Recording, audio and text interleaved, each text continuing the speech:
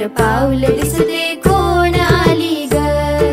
पिवळी साडी पिवळी चोळी अंगी लेऊनी, वैभवाचे साज सारे गळा घालूनी, कोल्हापूरची महालक्ष्मी दारी आली ग। उंबरठ्यावर